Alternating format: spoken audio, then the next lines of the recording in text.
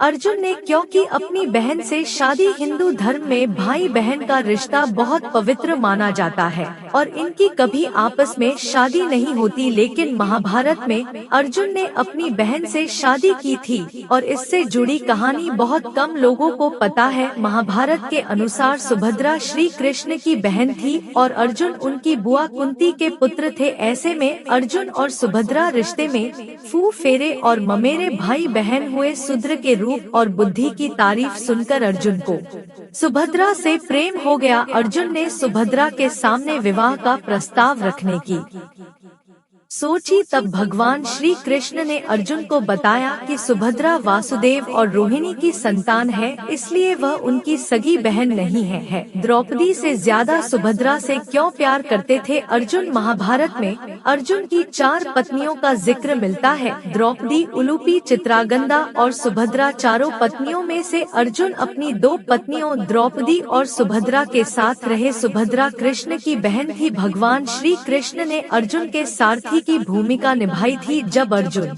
द्रोणाचार्य से दीक्षा ले रहे थे, उसी दौरान अर्जुन की मुलाकात गदा से हुई। गदा अक्सर सुभद्रा के बारे में बात किया करता था। वह अपनी चचेरी बहन सुभद्रा के रूप और सुंदरता की तारीफ किया करता था। सुभद्रा के रूप और बुद्धि की तारीफ सुनकर अर्जुन को सुभद्रा से प्रेम हो गया। अर्जुन ने सुभद्रा के सामने विवाह का प्रस्ताव रखने की सोची, लेकिन इसी बीच अर्जुन ने अपने भाइयों के साथ स्वयंवर में द्रौपदी से विवाह कर लिया। युधिष्ठिर और द्रौपदी के साथ रहने के दौरान अर्जुन ने पत्नी की साझेदारी के नियम का उल्लंघन कर दिया, जिसके बाद 12 साल की लंबी तीर्थ यात्रा पर जाना पड़ा। इसी तीर्थ यात्रा के दौरान अर्जुन की मुलाकात नागा राजकुमारी से हुई। नाग राजकुमारी ने अर्जुन को धमकी दी कि अगर वह उससे विवाह नहीं करते हैं तो वह कभी उसे अपने पास से जाने नहीं देगी। अर्जुन ने अपनी सहमति दे दी और उससे इरविन नाम की संतान हुई। इसके बाद अर्जुन मणिपुर की राजकुमारी चित्रांगदा के संपर्क में आए। मणिपुर के राजा ने अर्जुन से अपनी बेटी के विवाह के लिए स्वीकृति दे दी, लेकिन राजा की एक शर्त थी कि जो भी संतान पैदा होगी वह मणिपुर में ही रहेगी। अर्जुन की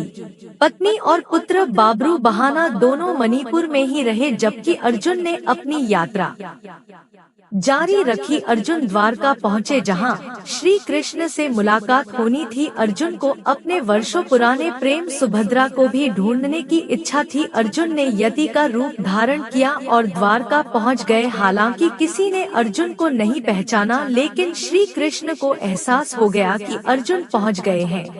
वह अपने करीबी दोस्त से मिलने के लिए तुरंत निकल पड़े। अर्जुन एक बरगद के पेड़ के नीचे ध्यान मगन बैठे थे। तभी अर्जुन ने अपने दोस्त और गुरु श्री कृष्ण को अपनी तरफ आते देखा। इससे पहले कि श्री कृष्ण कुछ कह पाते, अर्जुन ने कहा, आप जानते हैं कि मेरे मन में क्या चल रहा है? क्या आप मेरी उससे विवाह कराने में मदद नहीं करेंगे जिससे मैं प्यार करता हूँ?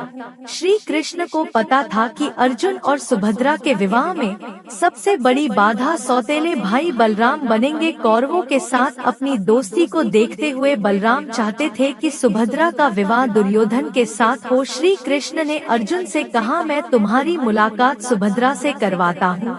अगर सुभद्रा भी तुमसे प्यार करती होगी तो मैं तुम दोनों के भागकर विवाह करने में मदद करवाऊंगी। अर्जुन ने कहा कि क्या यह नीच कृत्य नहीं होगा? तो कृष्ण ने जवाब दिया कि अगर सुभद्रा अपनी रजामंदी देती है तो क्षत्रियों में अपनी दुल्हन का अपहरण करना स्वीकार्य है। योजना बनाई गई कि अर्जुन यति के रूप में ही रहेंगे और कृष्ण बलराम को उनसे मिलाने लाएंगे। बलराम ने अर्जुन को नहीं पहचाना और उसे एक सन्यासी समझकर तारीफ करने लगा। बलराम ने उसे अपने घर चलने का भी प्रस्ताव दिया। हालांकि अर्जुन ने यह कहते हुए इनकार कर दिया कि वह किसी मानव निवास में प्रवेश नहीं करने की प्रतिज्ञा कर रखी है, वह केवल प्रकृति के आश्रय में रह सकते हैं। इस पर बलराम ने कहा कि आप हमारी बहन सुभद्रा के महल के नजदीक के बाग बगीचों में रह सकते हैं।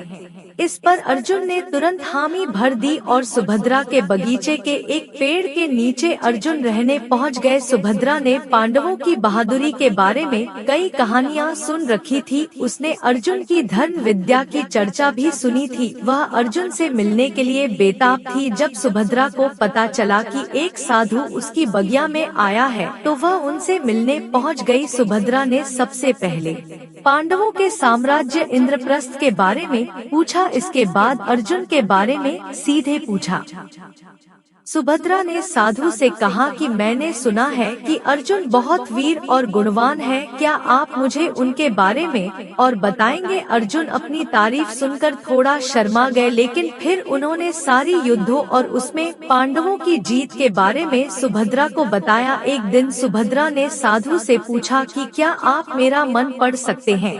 क्या आप बता सकते हैं कि क्या मुझे अर्जुन से प्यार हो गया है? क्या मुझे उनका प्यार मिल पाएगा? अर्जुन वर्षों से यह शब्द सुनना चाहते थे। अर्जुन ने तुरंत अपनी पहचान सुभद्रा को बता दी। इसी बीच श्री कृष्ण पहुँच गए। वह यह देखकर खुश तो हो गए, लेकिन उन्होंने फिर से याद दिलाया कि वे दोनों केवल भागकर ही शादी कर सकते हैं। कृष्ण ने कहा, मैं तुम्हें अपना रथ दे दूंगा। सुभद्रा रोज रुद्र मंदिर में दर्शन करने जाती है, वहीं से तुम उसे अपने साथ इंद्रप्रस्थ लेते जाना। सब कुछ योजना के मुताबिक हो रहा था, लेकिन सुभद्रा के साथ कुछ अंगरक्षक ने अर्जुन को पहचान लिया और सबको आगाह कर दिया। बलराम ने जब सुना कि उसकी बहन का अपहरण करने की कोशिश की गई है तो वह पूरे इंद्र और पांडव साम्राज्य को तबाह कर देना चाहता था। तब श्री कृष्ण ने बलराम को बताया कि इसमें कुछ भी क्षत्रिय धर्म के खिलाफ नहीं है। आखिरकार बलराम ने इस विवाह को अपनी स्वीकृति दे दी। इंद्रप्रस्थ पहुंचते ही अर्जुन सुभद्रा की तरफ मुड़े और कहने लगे, तुम द्रौपदी के बारे में जानती होगी और तुम्हें यह भी पता होगा कि उसने कहा है कि वह जब तक वह जीवित रहेगी तब तक कोई और पांडव पत्नी इंद्रप्रस्थ में नहीं रह सकती है। हम दोनों तभी साथ रह सकते हैं जब द्रौपदी इसकी स्वीकृति दे। सुभद्रा ने द्रौपदी से मुलाकात की। वह